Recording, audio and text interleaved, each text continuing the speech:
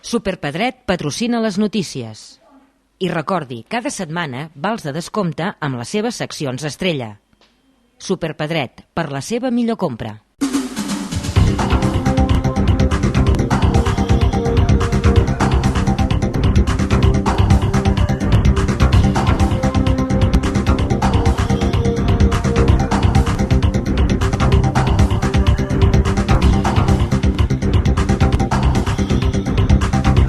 Oriol Pujol i Josep Maria Pelegrí, portaveus del grup de Convergència i Unió al Parlament de Catalunya, han visitat aquest dijous la capital del Berguedà. I quines iniciatives noves podem anar empenyent, no? I com a intervenció, intentant allò sintetitzar, i alguns diran, és que esteu a l'oposició i us pertoca fer això, però sí que una miqueta el que ens va constatant, i es constata en gran part a Berga, però es constata a tot el Berguedà, és que portem perdent el temps. Podríem dir pràcticament que aquesta darrera legislatura, fins i tot no només en clau municipal, sinó inclús en clau catalana, els 4 anys ja de tripartit són 4 anys perduts. 4 anys perduts on costa molt d'evidenciar quins projectes nous, no només que s'estiguin acabant algunes coses que potser inclús s'haurien d'haver acabat més ràpid, sinó quins projectes nous s'estan empenyent, no? En la visita els ha acompanyat Juli Gendrau, alcalde de Berga, Montserrat Ribera, alcaldessa de Guardiola de Berguedà, i Ferran Civil, alcalde de Cercs. Fa molts pocs dies, a mi personalment, el director general de Carreteres em va dir fins al 2009 no hi haurà ni projecte. I ara sembla que surt. A mi em semblaria fantàstic, perquè realment el que interessa és que continuï cap a França, però ja com a estratègia de país. El que sí que ens preocupa, doncs, als alcaldes afectats, és que això pugui ser una carretera de 2 carrils, perquè el que voldríem és que aquests 700 milions d'euros realment sigués una autovia. I aquí tenim alguns dubtes. De fet, és que no hem vist cap projecte. Fa més d'un any que ens vam reunir una vegada i no hem vist res més. El que és trist que ens n'entenem per la premsa, quan van anar tots els alcaldes agafats de la mà, o sigui que la Generalitat en aquest cas ho tenia fàcil. Anàvem tots amb una sola veu, no anàvem amb veus discrepants i tots entesos, cosa que de vegades és molt difícil i és una feina que ha de fer l'administració. Ja els hi van portar feta, doncs resulta que ens n'entenem per la premsa de que potser d'aquí 2 mesos tindrem alguna cosa, quan amb la Montse van dir que estarien. No, i per altra banda, o sigui, és gent que tampoc són implicats, que a mi em sembla molt bé que ho sàpiguen, no? Però penso que els alcaldes, doncs en aquest cas, hauríem d'estar informats realment. I bé, no sé si això estarà aquí dintre o no estarà aquí dintre, però en tot cas segurament es deurà fer en peatge a l'ombra, que és el que tant es va criticar en el govern de Convergència i Unió quan va estar desdoblant a l'Eix del Llobregat. No deixa de ser un peatge a l'ombra igual que el que s'està fent fins ara. No és una crítica al peatge a l'ombra, però sí a tot el que va fer gent de la nostra comarca en aquell moment respecte al peatge a l'ombra. Pujol ha volgut remarcar, entre d'altres temes d'interès comarcal, que en 4 anys el govern de la Generalitat ha descuidat la comarca del Berguedà, sobretot per al que fa a la industrialització i les telecomunicacions. Ha de ser un document consensuat, però ha de ser un document sobretot estable i perdurable. Ens ha sobtat que el primer document que entrega el govern és un document en el que obvia moltes coses, és un document pràcticament farcit d'inconcrecions. Parla de xarxa viària sense explicar exactament quina.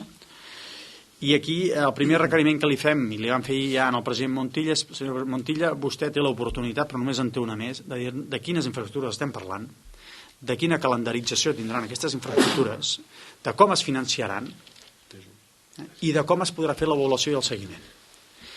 I diem que és important parlar d'això perquè si no, no sabem què passa, per exemple, amb el desdoblament de Berga-Bagà, o no sabem què passa, perquè ara també portem 4 anys perduts, amb el Berga-Solsona i Berga-Ripoll. Tot sovint parlem de la C-16 i ens oblidem de parlar de l'eix transversal cap al Berguedà és important i que també ho és pel Ripollès i ho és pel Solsonès. Això no apareix enlloc. No apareix enlloc. Sorprenentment, i és molt sorprenent, que paral·lelament al que és el Pacte Nacional d'Infraestructures apareix un document d'ahir, del govern d'ahir, on només em menciona una carretera, que és històrica, que teòricament estava finançada per l'Estat, però que apareix un document del govern que serà el que el govern posarà sobre la taula del govern espanyol perquè es compleixi l'addicional 3a de l'Estatut, que és aquella clàusula de l'Estatut que diu que hi ha un seguit d'infraestructures que durant 7 anys l'Estat haurà de tirar endavant. Doncs l'única infraestructura que ha posat ara per ara el govern de la Generalitat de Catalunya damunt la taula, no sabem si acceptada o no, és la famosa carretera Cap davant el Guardiola. Maurici Camproví és l'apoderat de la finca de Cal Ramons de Baix, a Gironella. La seva finca data de l'any 1882 i fins ara, per accedir tant a aquesta finca com a la de Cal Pere Vell, hi havia 3 camins. 2 camins en què s'hi podia passar a peu i un camí rural per accedir-hi en cotxe, explica Camproví.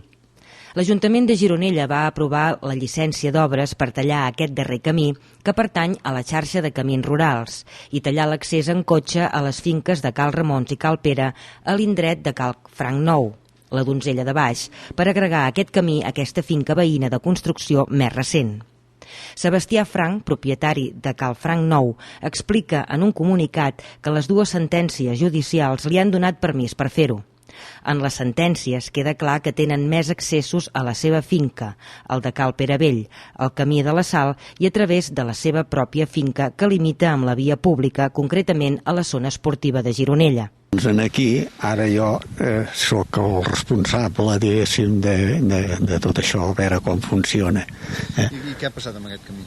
Aquest camí ha passat, doncs que aquí era el camí que passava, era l'accés per anar a aquesta finca, no n'hi havia cap més per entrar amb cotxe o per entrar amb un camió o el que fos. Ara aquesta casa, suposem que hi puguem fer obres, aquesta casa no té cap més entrada per enlloc, ha quedat tancada. I esclar, doncs què ha passat? Doncs que aquesta casa hi has de venir amb un paquet a coll perquè no hi pots venir-hi amb un cotxe aquí ara. Doncs què tenim de fer ara? Ara estem, diguéssim, ja es veu com està la cosa aquí. No vol dir que tot això que es veu per aquí, aquests camins, això que ja es veu aquí i allà, són camins peatonals, que això sempre havia sigut un camí públic. Encara que diguin el que vulguin, però ha sigut tota la vida un camí públic, això. Perquè aquesta casa va ser la primera que hi va haver aquí. I aquesta casa poder té 120 anys o no sé quants ne té jo d'anys exactament, hauria d'endemear escriptures i això, però doncs està clar, ara aquesta casa ha de quedar de moment d'aquesta manera, perquè s'ha de buscar una solució, però la solució de moment jo no n'hi veig cap més, perquè ja hem vist tots els camins com són, que tant aquest com aquell, i aquí es veu la carretera com estava, que era el pas d'accedir en aquesta finca. Els veïns perjudicats pel tall del camí, però exigeixen al consistori l'anul·lació de la llicència d'obres i la restitució del camí al seu estat anterior. L'Ajuntament s'estima més no pronunciar-se i al·lega que aquest és un problema entre el veïnat. Mira, primer potser que fem una mica d'antecedents del tema. O sigui, nosaltres, doncs, a la legislatura anterior, que estàvem a l'equip de govern, doncs jo com a responsable d'urbanisme, doncs ja vaig tenir algunes peticions en el sentit de fer actuacions en aquest camí. Ara bé, mai es va demanar de tallar-lo. Aleshores, doncs, la sorpresa ha estat nostra quan ara recentment aquest nou equip de govern doncs ha concedit permís doncs, per fer aquesta actuació que qualifiquem de contundent, en el sentit que ha acabat tallant un carrer d'aquesta xarxa de camins rurals i evidentment considerem que és una greu il·legalitat, és una injustícia i aquí doncs, es beneficia un propietari en perjudici doncs, de l'altre. Aleshores, davant d'això, doncs, a l'últim ple que es va celebrar a l'Ajuntament vam demanar explicacions i respecte a les mateixes la tinenta d'alcalde d'urbanisme doncs va entendre que el permís estava ben concedit i que en tot cas doncs ja es revisaria però no amb ganes de modificar res perquè entenia que era del tot correcte a l'haver-lo concedit.